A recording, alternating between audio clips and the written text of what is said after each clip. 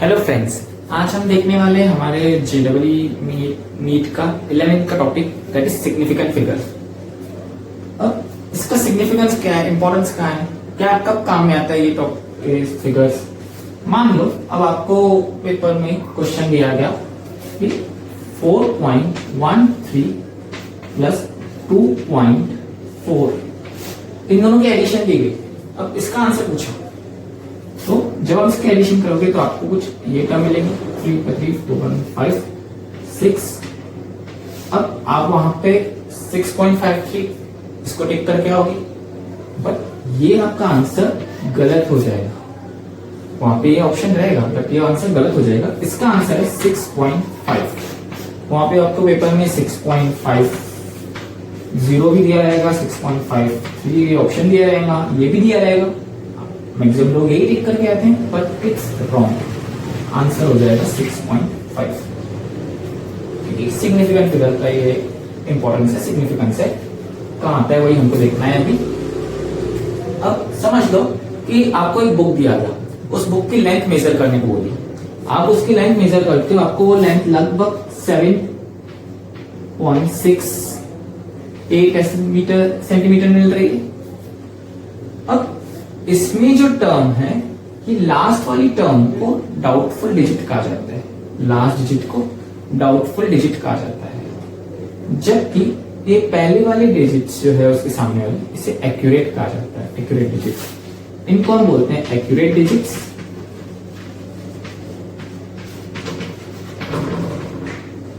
और इसे कहा जाता है डाउटफुल डिजिट। अब ऐसा क्यों डाउटफुल, ये टर्म डाउटफुल क्यों है? क्योंकि जब आप मेजर करते हो ना तो उस वक्त उसकी लेंथ 7.668 और 7.69 के बीच में कहीं मिलती है। क्या पता वो 7.681 हो, 7.684 हो, 7.689 हो, और आप वो मेजर एक्यूरेट ना लिख के आप लिख लेते हो 7.68 या कुछ भी आप मन से एक वैल्यू रख के लिख लेते हो। तो वो जो लास्ट टर्म है, that last term is doubtful, वो डाउटफुल है, वो एकदम एक्यूरेट नहीं है, जबकि पहले की वैल्यू एक्यूरेट है। तो किसी भी वैल्यू में ऐसे टर्म हमको मिलती है। तो सिग्निफिकेंट फिगर यानी क्या होता है? सिग्निफिकेंट फिगर हम किसे कहते हैं?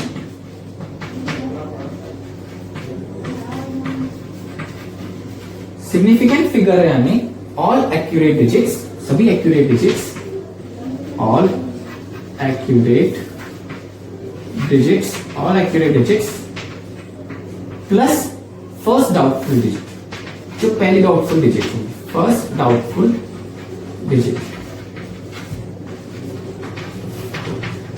सिग्निफिकेंट फिगर यानी क्या होता है? All accurate digits plus first doubtful digit, इसे आप सिग्निफिकेंट फिगर कहते हैं। अब इससे थोड़ा डिटेल में समझने के लिए इसके कुछ रूल्स है, कैलकुलेशन के लिए कुछ रूल्स है इसके। अब हमको वो रूल्स देखने हैं।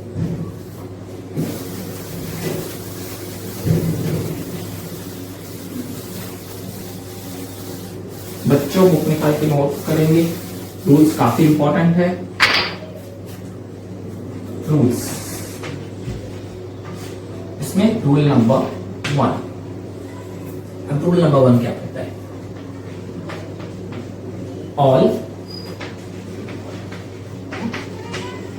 Non zero digits are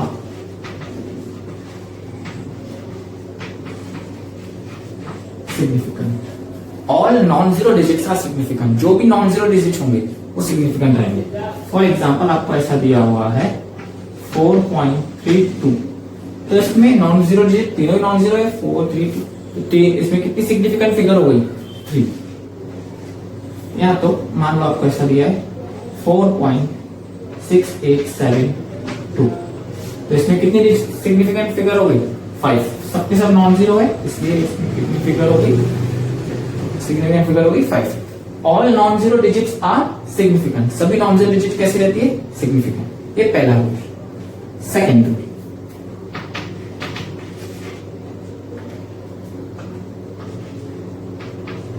all zero, हमको जीरो सबसे ज्यादा कंफ्यूज करता है, सिग्निफिकेंट फिगर में सबसे ज्यादा कंफ्यूज करने का टर्म जीरो ही है। तो all zeros between two non-zero, all zeros between two non-zeros digit, all zeros between two non-zero digits, आप non-zero digit बोल सकते हो या तो between two significant digit, two significant digits, significant digits के बीच में या non-zero digit के बीच में, digits are significant, हम ऐसा बोल सकते हैं.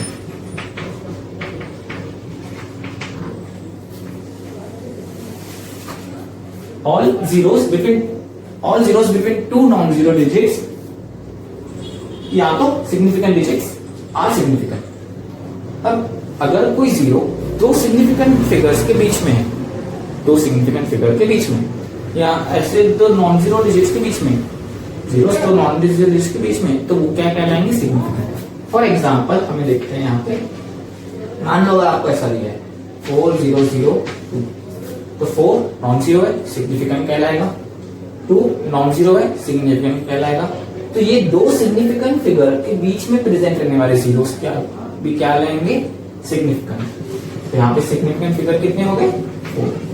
या तो अगर मैंने ऐसे पूछा 4020, तो ये सिग्निफिकेंट है, ये सिग्निफिकेंट है, इन दोनों सिग्निफिकेंट फिगर्स के बीच में प्रेजेंट रहने वाला जीरो भी सिग्निफिकेंट, ये फिगर नहीं रहेगा. तो टोटल सिग्निफिकेंट फिगर कितने होगा इसमें? ठीक है, ऐसे कैलकुलेशन होती है. Second rule. अब थर्ड रूल देखेंगे.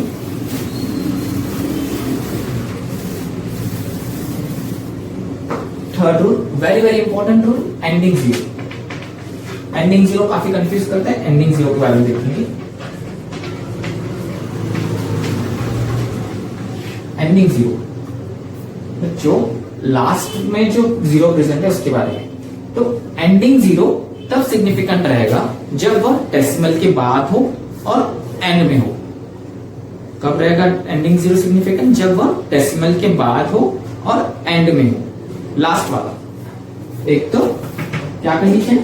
It should be after the decimal, it should be after the decimal point, after the decimal point,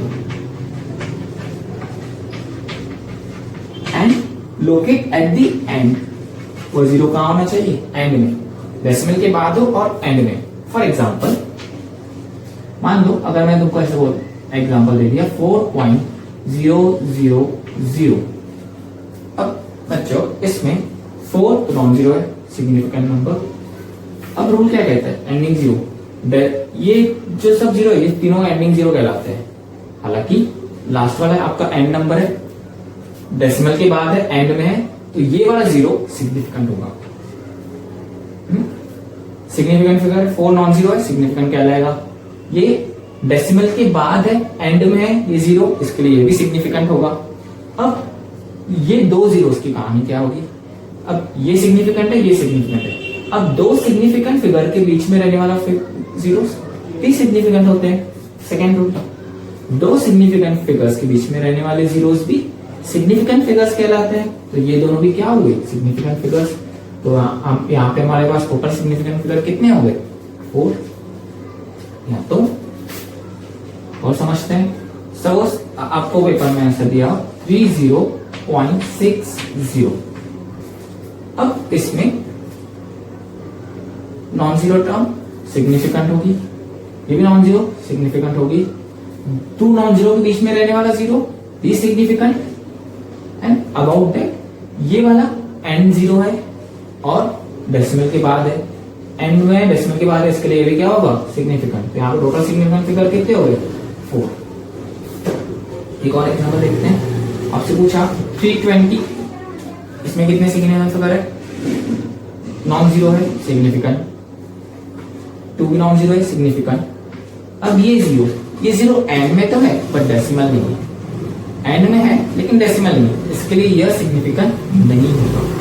हालांकि वो एंड में है बट डेसिमल नहीं है, तो ये नहीं होगा. तो यहाँ पे टोटल सिग्निफिकेंट फिगर 2. कंडीशन क्या है? Zero should be present at the end and after decimal, decimal के बाद हो और एंड में हो, तो ही सिग्निफिकेंट कहलाएगा. ठीक, इतना समझ आया. चौथा रूल चौथा rule about the initial zero के बारे में देख लेते हैं। Zero is present at the initial position. अब बच्चों ध्यान देना, जब भी जीरो इनिशियल में हो, इनिशियल जीरो हमेशा नॉन सिग्निफिकेंट कहलाते हैं और इनसिग्निफिकेंट नॉन सिग्निफिकेंट रहते हैं।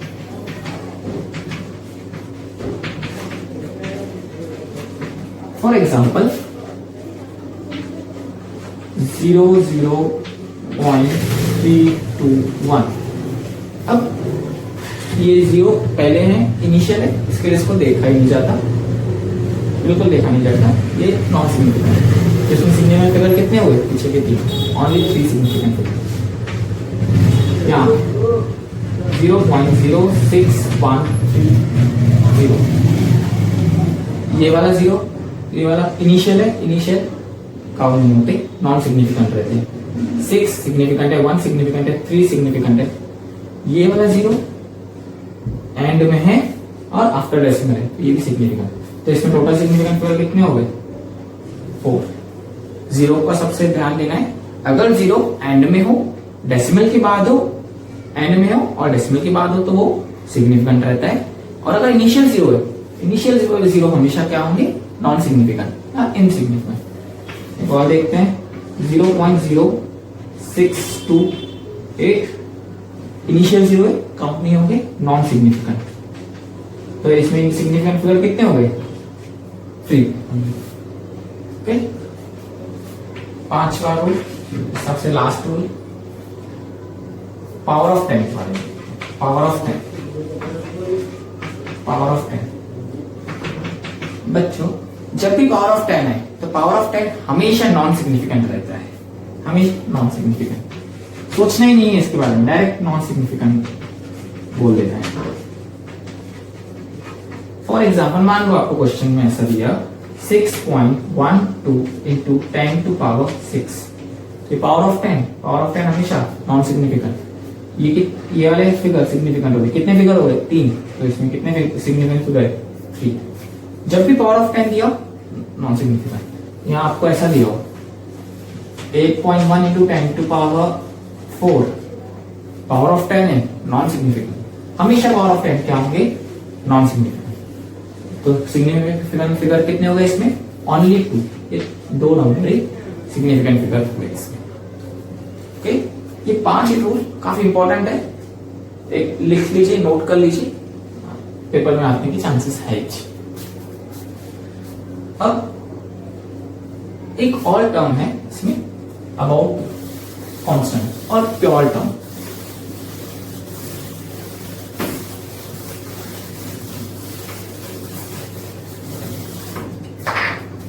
एक और टर्म है अबाउट द कांस्टेंट और प्योर टर्म।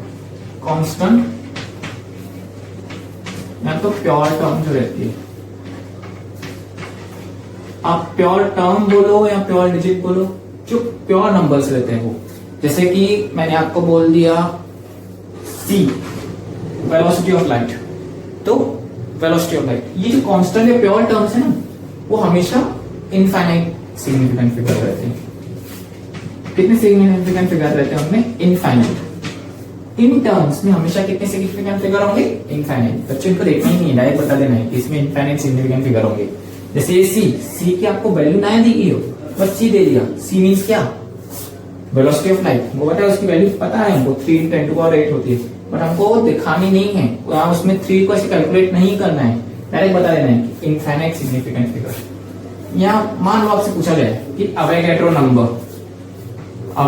नंबर में कितनी फिगर होगी, अवोगाड्रो नंबर में कितनी सिग्निफिकेंट फिगर होगी, तो हमें नंबरों को कुछ बताना नहीं है, डायरेक्ट बता देना है कि अवोगाड्रो नंबर एक कांस्टेंट वैल्यू है, तो कितनी सिग्निफिकेंट फिगर होगी? इनफाइनाइट। या तो आपसे पूछा कि पाई में कितनी सिग्निफिकेंट फिगर होगी? इनफाइनाइट। पाई भी एक कांस्टेंट है, उसमें उसकी वैल्यू हमको नहीं बतानी है, हमको पता है कि उसकी वैल्यू 22.7 होती है, तो बच्चों आपको उसको कैलकुलेट नहीं करना है, डायरेक्ट इसमें बता देना है कि कांस्टेंट है, प्योर टर्म है, तो इसमें सिग्निफिकेंट फिगर कितनी होगी? इनफाइनाइट। तो हमेशा कांस्टेंट में या प्योर टर्म में कितनी सिग्निफिकेंट फिगर होती है? इनफाइनाइट। ऑल कांस्टेंट और pure term has infinite significant figure.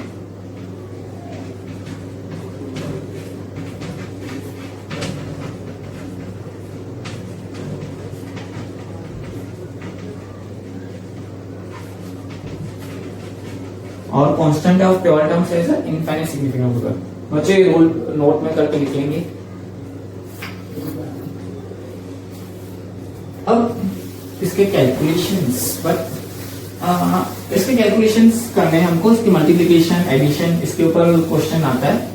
But वो समझने के पहले आपको एक छोटा सा टॉपिक समझना है,